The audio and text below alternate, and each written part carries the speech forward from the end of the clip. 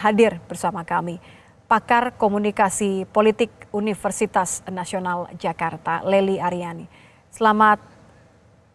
Maksud kami dari LSPR, Mbak Lely, kalau kita lihat, betul, ini kita sudah terlalu lama tidak jumpa sampai ternyata pelantikan presiden inilah yang kemudian menyatukan kita. Tidak hanya menyatukan kita, tapi menyatukan banyak sekali masyarakat yang sebelumnya memiliki begitu banyak harapan-harapan. Tadi kita dengarkan pidato dari Prabowo. Anda sendiri mengatakan juga bahwa pidato Prabowo Subianto memiliki begitu banyak harapan.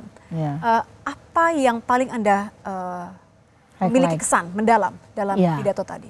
Ya, pertama kita mengucapkan selamat dulu kepada Presiden baru kita yang hari ini sudah dilantik. Dan akhirnya angka keramat itu tanggal 20 Oktober sampai juga ya Nitya. Sampai juga. Dan akhirnya kita punya presiden baru setelah 10 tahun. Dan wakil presiden yang baru setelah 10 tahun. Bersama Pak Jokowi dan Pak JK, lalu kemudian Pak Jokowi dan Pak Ma'ruf Amin. Lalu sekarang Prabowo dan Gibran. Tentu ini menandai sebuah momentum baru.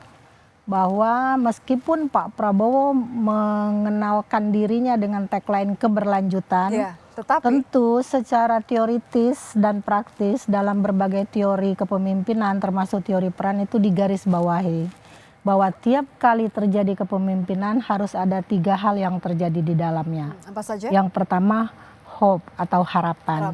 Yang kedua change atau perubahan, dan yang ketiga adanya unity atau kesatuan.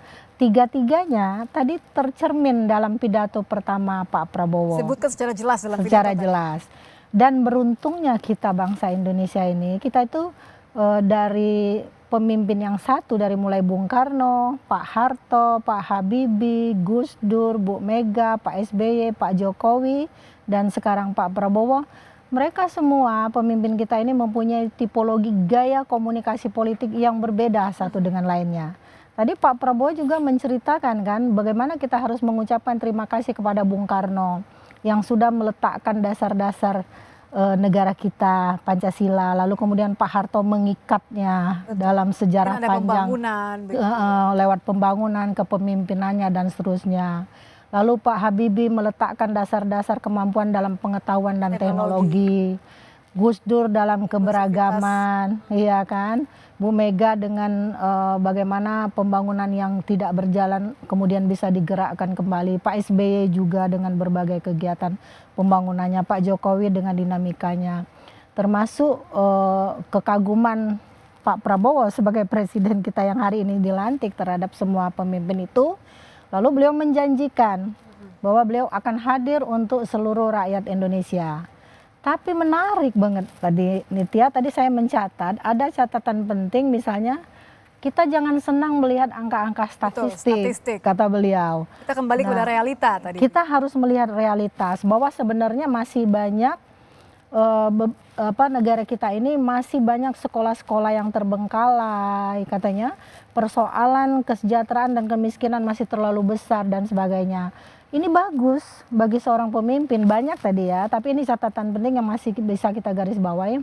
Ini bagus ketika seorang pemimpin hadir, lalu kemudian dia sudah bisa mendeteksi pointer-pointer masalah yang harus dia selesaikan. Apakah Anda melihat bahwa ini sebagai upaya juga untuk menepis bahwa Pak Prabowo ini bukan sekedar berlanjutan loh, bahwa ia juga punya satu catatan terhadap negara ini, dia mau membawa kemana begitu ya? Iya, jadi keberlanjutan itu untuk segala hal yang memang harus dilanjutkan, tapi yang mungkin yang belum dilakukan oleh Pak Jokowi, yang masih kurang, yang masih harus dibenahi, itulah adanya perubahan, kan gitu tadi.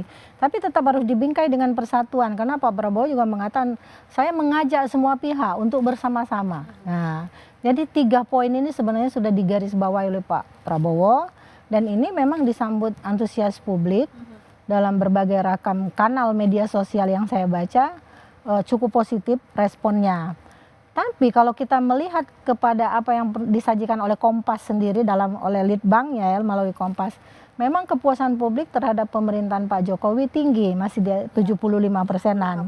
Tetapi itu kan terbatas pada kategori pembangunan infrastruktur, misalnya ekonomi dan seterusnya. namun tidak pada ranah demokrasi, penguatan demokrasi. Bahkan saya mendengar ulasan Kompas juga menyatakan bahwa ketika ditanyakan kita memang harus terus mengelaborasi kenapa masih ada ketidakpercayaan publik soal program yang akan dijalankan pemerintahan selanjutnya. Misalnya soal ekonomi tadi, makan siang gratis. Nah, mungkin kita masyarakat secara bersama-sama nih nanti mengiring ini hasil temuan Kompas ini menjadi cikal bakal bagi kita untuk mencari tahu apa nanti yang akan dilakukan oleh pemerintah Kerja ini sesungguhnya gitu. mulai Senin begitu ya? Mulai Senin. Dan 100 hari pertama itu adalah momentum bagi pemerintahan yang baru untuk membuktikan kepada rakyatnya ini loh 100 hari kami sudah benar bergerak dan sebagainya. Kalau kita bicara bukti ya Mbak Leli, artinya kan memang visi adalah satu hal yang bagus. Setiap pemimpin harus memiliki visi. Tapi ketika menerjemahkannya dalam bentuk eksekusi, ya, gitu misi. Kan? Betul. Kemarin ketika parade pemanggilan calon menteri, Audisi. calon wakil menteri, audisi Anda katakan, ini kan juga menjadi sorotan. Ada beberapa penilaian lah yang muncul. Apakah Anda melihat dengan poin-poin yang dikatakan oleh Prabowo ini sekaligus semacam wanti-wanti bagi para menteri bahwa ini yang saya inginkan, Anda harus mengeksekusinya? Iya. Jadi pertama ada yang diingatkan oleh Pak Prabowo, kita masih ingat kemarin bahwa partai politik jangan coba-coba menitipkan menterinya untuk meminta atau menghabiskan uang APBN atau APBD. Gitu. Lalu kemudian beliau melakukan audisi. Audisi ini sebenarnya menjadi sebuah model komunikasi politik yang terpolakan. Jadi belum merupakan model yang sesungguhnya tapi baru pola komunikasi politik yang dibangun oleh pemimpin.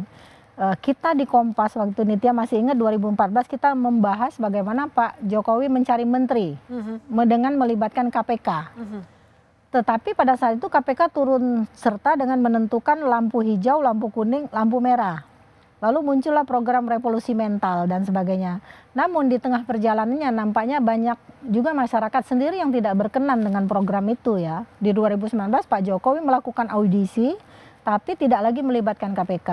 Nah, kita masih ingat bagaimana orang berseragam baju putih, bawahan hitam, berlari-lari kecil, lalu keluar dari istana dengan wajah sumringah. Wah, gue terpilih nih jadi menteri gitu kan.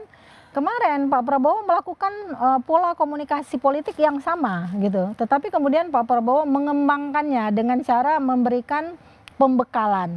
Nah, pembekalan ini menjadi ciri khas pola komunikasi politik yang dilakukan oleh Pak Prabowo. Saya kira di pembekalan itulah nuansa keotentikan dari gaya kepemimpinan Pak Prabowo muncul. Gua nggak mau ini loh.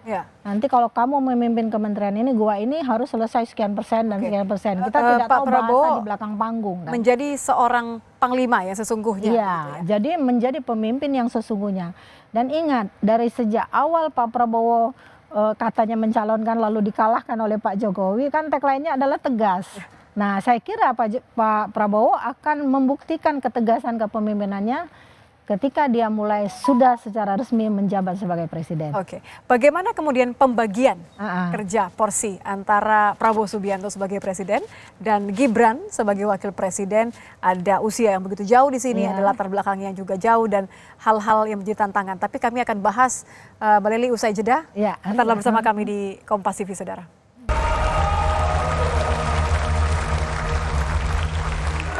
Presiden Joko Widodo dengan Wakil Presiden Profesor Ma'ruf Amin. Terima kasih atas kepemimpinan Bapak. Terima kasih atas kenegarawanan Bapak.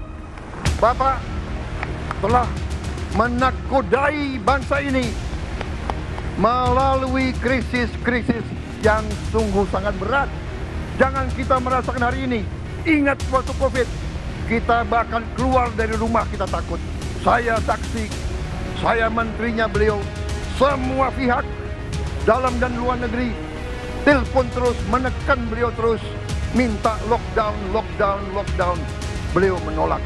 Beliau berpikir, kalau kita lockdown, bagaimana wong cilik, bagaimana warung Tegal, bagaimana ojol, bagaimana rakyat-rakyat yang makannya dari upah harian. Jangan kita lupa prestasi pemimpin-pemimpin kita.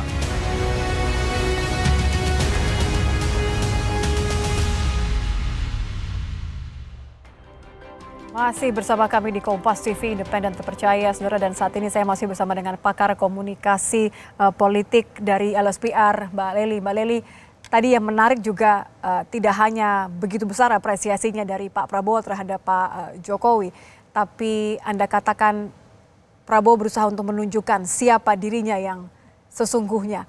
Pertanyaan saya, seperti apa nanti dinamikanya antara Pak Prabowo yang kita lihat dengan wakil presiden ya, Gibran Rakabuming Raka yang secara usia terpaut begitu jauh, kemudian juga gaya komunikasinya yang juga berbeda, akan seperti apa nanti? Ya, memang kita tidak bisa membandingkan pola kepemimpinan pemerintahan di zaman Orde Baru yang pastinya, di mana Pak Harto dengan wakil-wakilnya misalnya. Kita bisa melihatnya sejak reformasi sajalah. Nah, ketika misalnya meloncat jauh ketika zamannya Pak SBY dengan Pak JK. Kita masih ingat waktu itu perdebatan publik yang cukup panjang sampai kemudian teman-teman media juga mengupasnya seolah-olah waktu itu ada dua matahari kembar. Betul. Seolah-olah ya waktu itu ya. Tapi kemudian seiring berjalannya waktu selesai pemerintahan bersama Pak SBY dan Pak JK, lalu kemudian Pak Budiono. Orang juga berspekulasi. Orang yang begitu berbeda karakternya. Iya, orang yang berbeda karakter. Pak JK. Lalu kemudian muncul lagi spekulasi, persepsi publik kan tentang politik itu begitu beragam, mengatakan kalau sekarang mah Pak SBY aman karena Pak Budiono bukan dari partai politik dan seterusnya. Nah, sebenarnya yang dicari dalam sebuah pasangan kekuasaan itu presiden dan wakil presiden adalah chemistry kan. Jadi kalau dia punya chemistry, yang satu bisa menghargai satu sama lain dan satu memberikan peran sesuai kapasitasnya bisa berjalan seiring. Contoh Pak Jokowi dengan Pak Maruf Amin. Mungkin dari sejak awal beliau kampanye berdua, waktu itu kita masih ingat juga, kita membedanya di Kompas, mengatakan bahwa nanti di bidang ekonomi, terutama ekonomi syariah, maka Pak Maruf Amin yang akan pegang dan sebagainya. Meskipun dalam sepanjang perjalanannya orang bilang enak ya jadi Pak Maruf, kerjaannya nggak banyak gitu kan. Nah, tentang yang ke depan, nah kita kan tidak tahu nih gitu kan. Tadi Nitya mengatakan jarak umur yang begitu jauh, terus rentang kekuasaan yang pernah dipegang, Pak Prabowo begitu berpengalaman dalam hal teknokrasi yang dia pegang, militer juga, relasi internasional dan seterusnya. Apakah sepanjang proses kepemimpinan 5 tahun ini Gibran menjadi pembelajar kepada Pak Prabowo ataukah langsung dilibatkan? Itu kan kita belum tahu. Betul. Tetapi dari gambaran yang pernah disampaikan, Gibran akan diberikan kewenangan dalam hal-hal yang khusus katanya, yang tidak jauh-jauh dan seterusnya. Mungkin itulah yang akan dilakukan. Kalau dilihat dari kapasitas Pak Prabowo, beliaulah yang akan memimpin secara penuh roda pemerintahan ini. Itu sudah terlihat jelas dari narasi pidatonya, dari tindakan politiknya, relasinya dengan dunia internasional dan kepentingan politik internasional yang memang semuanya ada di tangan presiden. Oke, ada di tangan presiden ini bagaimanapun juga tetap tidak bisa diremehkan bahwa seorang wakil presiden juga memiliki porsi yang juga begitu besar di mana ketika terjadi apa-apa. Betul. Makanya saya bilang harus ada proses pembelajaran. Katakanlah kemudian seorang wakil presiden yang belum berpengalaman dia menjadi manusia pembelajar di dalamnya. Termasuk tadi saya mendengar juga catatan di radio ya, seorang menteri yang mengatakan Pak Jokowi sendiri sebenarnya menjadi pembelajar kepada menteri-menterinya. Ketika dia mengatakan ada masalah apa di kementerian kamu, lalu Pak Jokowi mencatat katanya dengan detailnya. Ketika dia tidak tahu, kemudian Pak Jokowi nanya ini maksudnya apa? Artinya dalam kapasitas yang sama Gibran bisa melakukan itu, bahkan Pak Prabowo sekalipun mungkin kepada menteri-menteri. Karena ada cita-cita yang begitu besar. Kalau tadi juga kita akan simak bersama bagaimana Presiden Prabowo dalam pidatonya mengatakan bahwa ada keinginan, ada cita-cita di mana di masa kepemimpinannya nanti bisa melihat wong cilik ini tertawa, bahagia begitu ya. Kita akan dengarkan bersama terlebih dahulu. Cita-cita kita adalah melihat wong cilik iso gemuyu. Wong cilik bisa senyum, bisa ketawa. Saudara-saudara sekalian, kita harus ingat bahwa kekuasaan itu adalah milik rakyat. Kedaulatan itu adalah kedaulatan rakyat. Kita berkuasa seizin rakyat. Kita menjalankan kekuasaan harus untuk kepentingan rakyat. Kita harus selalu ingat, setiap pemimpin dalam setiap tingkatan harus selalu ingat, pekerjaan kita harus untuk rakyat.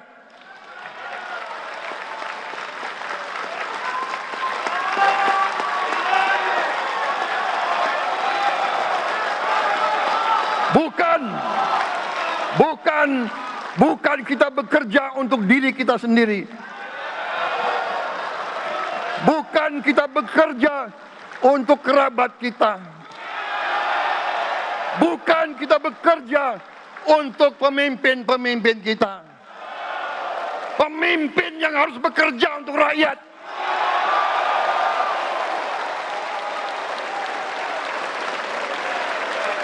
Saudara-saudara sekalian, kita harus mengerti selalu, sadar selalu bahwa bangsa yang merdeka adalah bangsa di mana rakyatnya merdeka.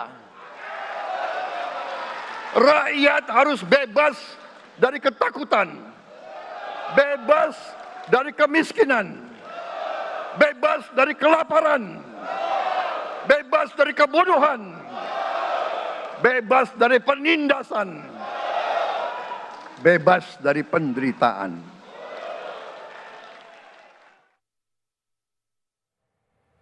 Menginginkan rakyat yang merdeka, bebas dari penderitaan.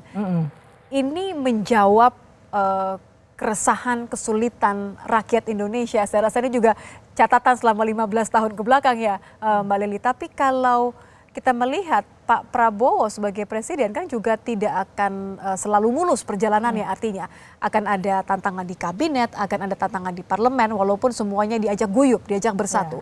Bagaimana Anda menerjemahkan komunikasi ini kepada kabinet? Ini adalah pesan untuk jajarannya nanti. Iya, ini adalah ultimatum kepada mereka-mereka yang dilibatkan oleh Pak Prabowo untuk menjalankan roda pemerintahan ini. Kepada para menterinya, wakil menteri, kepala badan, dan seterusnya. Sebelum pidato yang dikutip oleh Kompas tadi, saya mencatat kalimat Pak Prabowo yang soal jangan terpesona dengan angka-angka. Jangan merasa bangga bahwa kita diterima di negara G20. Ya. Ingat tadi ya, betul, kalimat itu. Terus kemerdekaan di Indonesia kemiskinan di Indonesia terlalu besar. Banyak anak kurang gizi, belum dapat pekerjaan yang baik, sekolah yang terbengkalai dan seterusnya dan sebagainya. Lalu kemudian melompat ke pernyataan ini, berarti dengan persoalan yang ada, mari kita kerjakan secara bersama-sama untuk menemukan Indonesia yang bebas dari kemiskinan dan seterusnya dan sebagainya. Menurut saya ini adalah upaya untuk memotivasi kepemimpinan Pak Prabowo sendiri bersama Gibran, termasuk kepada menterinya ultimatum, kalian jangan menganggap diri hanya untuk dilayani. Karena banyak sekali kekayaan negeri yang dikuasai oleh pengusaha-pengusaha nakal yang tidak patriotik katanya. Jadi tidak patriotik. Pak Prabowo berusaha menanamkan jiwa patriotik itu kepada mereka-mereka yang akan membantunya nanti. Menurut saya ini ultimatum ya, kalau tidak diindahkan, boleh jadi nanti di 100 hari pertama Pak Prabowo juga akan mempertimbangkan kembali nama-nama mereka yang bahkan sudah diaudisi atau sudah dibekali dengan pembekalan itu sekalipun. Anda melihat Prabowo juga akan cukup tegas untuk melakukan hal itu? Karena banyak yang kemudian menuding bahwa Pak Prabowo agar transisi ini berjalan mulus, kemudian merangkul semuanya sehingga tidak ada ciri khas Pak Prabowo di dalam kabinet. Itu asumsi politik orang dan itu juga persepsi politik yang tidak bisa kita bantah ya, bahwa relasi patron klien antara Pak Prabowo ketika dia mempersiapkan menteri-menterinya, Pak Prabowo masih menjadi menteri, belum menjadi presiden. Jadi masih ada bayang-bayang Pak Jokowi di sana. Tapi setelah pelantikan ini kita juga ingin melihat Pak Prabowo punya sikap politik sendiri, meskipun tagline-nya adalah keberlanjutan. Nah, dengan tagline keberlanjutan itu Pak Prabowo kan dimudahkan nih. Anggaran soal makan bergizi gratis misalnya sudah mulai dibicarakan oleh menterinya Pak Jokowi, yang kemudian akan bisa direalisasikan di saat kepemimpinan Pak Prabowo. Itu keberuntungan dengan tagline keberlanjutan. Tetapi apakah dengan tagline keberlanjutan Pak Prabowo tidak punya program sendiri, gaya kepemimpinan sendiri, sikap politik sendiri misalnya kan? Tentu Pak Prabowo juga tidak menginginkan dirinya berada dalam bayang-bayang kepemimpinan sebelumnya. Setiap pemimpin saya kira ingin memberikan warna tersendiri dalam gaya kepemimpinan yang bisa diingat oleh rakyatnya. Jadi tegasnya seorang Prabowo Subianto ini akan kita lihat nanti. Akan kita lihat, dia akan menunjukkan jati dirinya dengan apa yang sudah dia nyatakan sejak mulai mencalonkan diri yang katanya berkali-kali gagal itu. Jadi Prabowo pemimpin yang tegas. Pak Jokowi pemimpin yang merakyat, aku rapopo. Jadi sudah ada yang membedakan, artinya perbedaan itulah yang ingin dilihat rakyat dalam mencapai semua program kepemimpinannya. Yang juga ikonik adalah pelepasan atau Presiden Joko Widodo ini kan akhirnya Iya, purna tugas. Tidak bisa dipungkiri bahwa 2 periode Pak Jokowi memimpin Indonesia ini meninggalkan kesan yang begitu mendalam, sosok yang begitu lekat dengan rakyat. Kita akan melihat juga bagaimana pantauan di Solo, Jawa Tengah, saudara, karena memang beberapa saat yang lalu tadi Presiden Jokowi dan juga Iriana Jokowi sudah lepas landas di dalam pesawat untuk menuju ke Solo, kembali ke Solo di mana semuanya berawal dan memang sudah ada suatu penyambutan di sana. Kita akan lihat bagaimana pantauan di Solo, Jawa Tengah. Sudah ada Cina Wirawan. Selamat sore. Cina Wirana, silakan. Selamat sore. Ya baik, ini saya sudah berada tepat di depan gang kediaman Joko Widodo di Kelurahan Sumber, Kota Solo. Nah, dari tadi siang sudah berangsur-angsur warga, relawan dan juga para pendukung Joko Widodo datang menuju kediaman Joko Widodo untuk bersuah foto dan juga untuk menunggu datangnya Presiden ke-7 Republik Indonesia Joko Widodo. Kalau dilihat dari belakang saya sudah banyak sekali masyarakat yang hadir datang dari beragam elemen, mulai dari anak-anak, dewasa, remaja hingga orang tua yang datang untuk menyambut kedatangan Presiden Republik Indonesia ke-7 Joko Widodo yang nanti juga akan didampingi oleh istri yakni Ibu Iriana. Terlihat di sini sudah berjajaran banyak masyarakat mulai dari depan gang hingga jalan raya. Perlu diketahui juga saudara, ini di Bandara Adi Sumarmo juga sudah bersiap para warga untuk menyambut datangnya Presiden ke-7 Republik Indonesia Joko Widodo. Sepanjang Jalan Adi Sumarmo, kemudian Jalan Adi Sucipto, kemudian Gapuro Makuto, Simpang Patung, Panahan hingga nanti berakhir di Sumber. Dan semua warga berkumpul di pinggir jalan untuk menyambut datangnya Presiden ke-7 Republik Indonesia yakni Joko Widodo dengan membuat pagar manusia, sehingga terlihat di sini jalan mulai ramai dipadati oleh para warga mulai dari siang tadi sekitar jam 12 siang, jam 1 hingga menuju sore hari menjelang kedatangan Presiden ke-7 Republik Indonesia ini sudah mulai padat begitu, dan juga area-area yang saya sebutkan tadi sudah disterilisasi begitu. Kemudian di titik-titik yang nanti akan dilewati oleh Presiden ke-7 Republik Indonesia Joko Widodo ini sudah disediakan pos-pos untuk hiburan rakyat begitu. Kemudian ada setidaknya 15 titik tempat untuk makan gratis, entah itu warung, angkringan dan juga tempat-tempat makanan tradisional yang bisa dinikmati oleh warga Solo dan sekitarnya yang datang untuk hadir dan juga makan gratis. Kemudian tak lupa juga ada disiapkan juga ratusan personil gabungan keamanan untuk mengamankan jalannya penyambutan Presiden Republik Indonesia ke-7 Joko Widodo ini. Terlihat begitu meriah sekali, dan juga tidak lupa ada pos-pos kesehatan yang bisa dimanfaatkan warga jika Anda saat ini menyaksikan Kompas TV dan juga turut untuk menyambut kedatangan Presiden Joko Widodo. Maksud kami Presiden ke-7 Republik Indonesia Joko Widodo, ada beberapa pos kesehatan yang perlu warga Solo ketahui, bahwa yang pertama ada di depan kantor DPRD, kemudian di Fajar Indah, di Five Hotel, SMP 12, Sate Dahlan, dan Geraha Sababwana, di mana titik-titik penyambutan Presiden ke-7 Republik Indonesia Joko Widodo ini sudah dijaga secara ketat oleh gabungan personil keamanan, dan juga ada pos kesehatan dan juga ada pos makanan gratis. Nah, ini seluruh warga sedang bersiap untuk menunggu kedatangan Presiden ke-7 Republik Indonesia Joko Widodo yang akan diprediksi akan datang dan mendarat di Bandara Adi Sumarmo Boyolali pada jam 4 sore nanti. Dan diprediksi nanti ketika Presiden ke-7 Republik Indonesia Joko Widodo mendarat akan ada iring-iringan begitu dan kami masih belum mengetahui iring-iringan nanti akan menggunakan mobil atau menggunakan kereta kencana, dan kami di sini masih memantau, dan masyarakat sedari siang hingga sore ini terus berdatangan, mulai dari banyak elemen masyarakat, mulai dari anak-anak, remaja, dewasa, dan juga hingga orang tua dengan membawa atributnya masing-masing, seperti ucapan terima kasih kepada Bapak Joko Widodo yang telah melakukan tugas jabatannya dengan baik dari 10 tahun menjabat sebagai Presiden Republik Indonesia, dan juga ada yang menggunakan tarian-tarian dan juga menggunakan seragam kebanggaannya masing-masing. Dan di sini sungguh menunggu para warga di sekitar wilayah Kelurahan Sumber, di mana tempat kediaman Joko Widodo dan juga Ibu Iriana Widodo untuk nanti akhirnya datang ke kediamannya di Solo, seperti itu. Baik, terima kasih jurnalis Kompas TV Gina Wirana sudah melaporkan langsung dari Solo. Ini menyambut kedatangan Joko Widodo sebagai Presiden ke-7 Republik Indonesia, dan juga Ibu Iriana yang memang tadi sudah bertolak dari Bandara Halim Perdana Kusuma dan akan menemui warga di Solo. Ini menunjukkan juga bagaimana sosok Pak Jokowi begitu ya. 10 tahun memang meninggalkan kesan yang luar biasa, kembali ke kampung halaman. Tadi sebelum bertolak bilang kepada Pak Prabowo bahwa masyarakat akan mendukung Pak Prabowo. Anda melihat bahwa ini adalah bagian dari proses keberlanjutan tadi, Mbak Lely, atau kita bicara lebih jauh lagi daripada situ, bahwa Pak Jokowi masih memiliki andil dalam kabinet? Ya, jadi salah satu yang memang banyak dibicarakan publik bahwa pergantian kepemimpinan di negeri kita hari ini adalah yang paling smooth, gitu kan.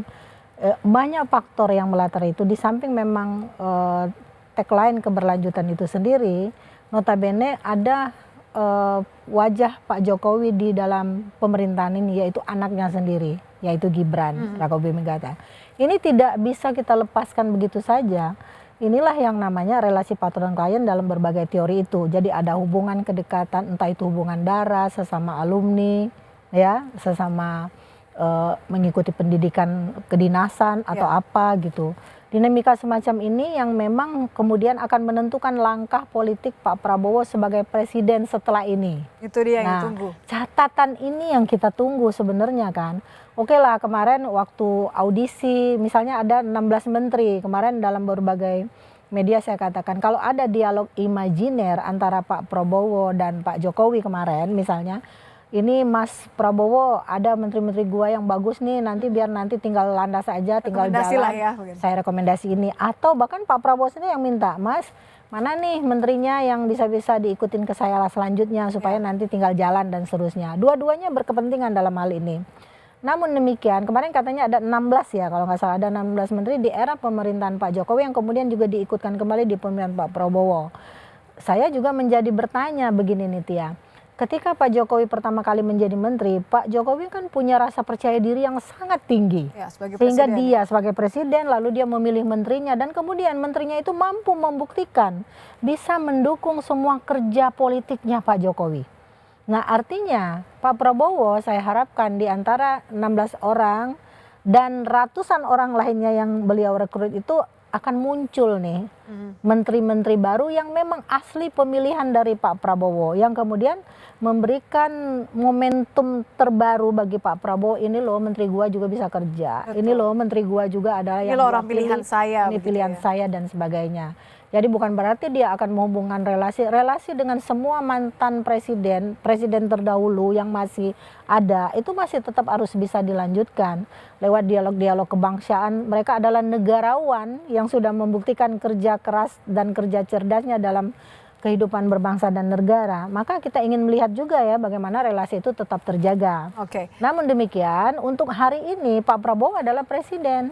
Gitu kan, jadi Pak Prabowo harus punya sikap politik sendiri, gaya komunikasi politik sendiri, maksud tadi ketika menyapa masyarakat juga ini kan adalah gaya yang baru berbeda. Kita lihat ya. Pak Jokowi kita tahu terkenal awalnya karena belusukan gitu kan, dengan gayanya yang sederhana. Pak Prabowo kan apa boleh buat, memang sudah sebagai teknokrat sejak lama. Betul. Positioningnya memang sudah berbeda antara Pak Jokowi sama Pak Prabowo. Tapi di antara hal-hal yang berbeda itu ada hal yang bisa dipertemukan, ada hal yang harus jalan sendiri-sendiri. Saya harus sebagai potong, pemimpin. Mbak Lely. Saya ingin melihat juga bagaimana kemudian antusiasme masyarakat ya. Karena kan kita tahu bahwa hari ini ada 13 titik panggung Betul. yang disiapkan. Dan tadi Makan juga gratis juga ya? Betul, ada pesta rakyat di sana. Kita akan coba menyapa jurnalis Kompas TV ada Valentina Sitorus. Valen, bagaimana kondisi di sana? Seperti apa kemeriahan, antusiasme masyarakat menyambut karena kabarnya kan memang Prabowo Gibran akan menyapa masyarakat yang ada di pesta rakyat ini. Iya Nitya, selamat siang. Kalau misalnya melihat bagaimana antusiasme warga sekarang, Anda bisa melihat kemeriahannya di belakang saya. Ini bagaimana warga sangat sukacita berjoget bersama, terutama dengan sejumlah musisi yang juga menghibur lewat panggung rakyat yang memang sejak tadi dibuka di Anjungan Sarina sejak pukul 8.30 waktu Indonesia Barat. Tadi sebenarnya Prabowo dan juga Gibran selaku presiden dan wakil presiden yang telah sah resmi dilantik ini sudah menyapa warga di sepanjang Jalan MH Tamrin, tapi antusiasme sukacita warga ini kemudian tak berhenti di situ saja. Mereka menikmati panggung rakyat yang memang disediakan untuk sama-sama bersukacita, merasakan bagaimana kemudian NKRI ini memiliki presiden dan wakil presiden baru yang diharapkan bisa menumbuhkan harapan, menjadikan Indonesia lebih baik dalam 5 tahun ke depan. Kalau dilihat, meskipun konser ini sebagai penutup, katakanlah ada penampilan dari Arul Band. Ini Arul Band ini adalah penampilan dari musisi terakhir di Anjungan Sarina di Pesta Rakyat kali ini. Nah memang tadi kami juga sempat melihat Dinas Perhubungan ini sudah melewati tempat warga ketika berpesta, karena itu tandanya bahwa jalanan di sepanjang MH Tamrin ini mulai dibuka untuk kendaraan umum meskipun memang tadi sempat ditutup, terutama dalam pengamanan ketika Prabowo Subianto ini terlihat menyapa warga. Tadi kami juga sempat menanyakan Nitya dan juga saudara terkait dengan harapan mereka terutama terhadap kepemimpinan baru yang dipimpin oleh Prabowo Subianto dan Gibran Rakabuming Raka. Utamanya adalah bagi mereka yang di sini memang tidak bisa dipungkiri ya, didominasi oleh masyarakat golongan anak muda yang memang berharap agar nantinya Prabowo dan Gibran ini menyukseskan janjinya, terutama yang pertama adalah tentang penciptaan lapangan kerja. Kemudian juga implementasi bagaimana penyaluran makanan bergizi gratis terutama bagi anak-anak sekolah demi mewujudkan Indonesia Emas 2024. Nah ini kami harus bergeser sedikit Nitya dan juga saudara karena Anda lihat ini bagaimana jalanan MH Tamrin yang tadi sempat ditutup, pengalihan arus lalu lintas, pengkondisian sedemikian rupa dalam safarinya Prabowo dan juga Gibran menuju ke Istana Merdeka Jakarta ini sudah mulai dibuka. Artinya sebentar lagi pesta rakyat yang ada di depan Anjungan Sarinah ini sebentar lagi selesai. Ya tapi memang kita tidak bisa dipungkiri bagaimana ini pengalihan arus lalu lintas apakah akan berlaku secara situasional, tapi kalau melihat daripada keramaian warga yang tadi saya pantau sejak pukul 11 waktu Indonesia Barat ini berangsur-angsur mulai mulai sepi begitu ya, bukan mulai sepi tapi masyarakat mulai bubar untuk kemudian kembali melakukan aktivitas masing-masing. Tapi tadi juga sempat saya tanyakan bahwa mereka tidak langsung pulang begitu ya, karena seperti kita tahu pesta rakyat ini ada di 13 titik yang ada di Jakarta, dari sepanjang Jalan Sudirman sampai MH Tamrin, kemudian juga ada di Anjungan Patung Kuda di depan Istana Negara. Hiburan-hiburan tetap akan dilaksanakan bahkan kabarnya sampai malam baik itu di Patung Kuda ataupun juga di Monumen Nasional atau di Monas. Nah tentu yang diharapkan adalah jangan hanya senang-senang di hari ini saja, tapi bagaimana kemudian masyarakat ini diharapkan untuk bisa mengawal pemerintahan Prabowo Gibran. Janji-janji yang sebelumnya disampaikan dalam masa kampanye ataupun janji yang tadi disampaikan ketika melakukan pidato di dalam gedung MPR RI itu bisa terlaksana. Pertama adalah bagaimana mengutamakan kesenangan rakyat, karena sejatinya pemimpin negara adalah pemimpin yang mengutamakan kesejahteraan rakyat dan kebutuhan rakyatnya. Nitya, kembali ke Anda.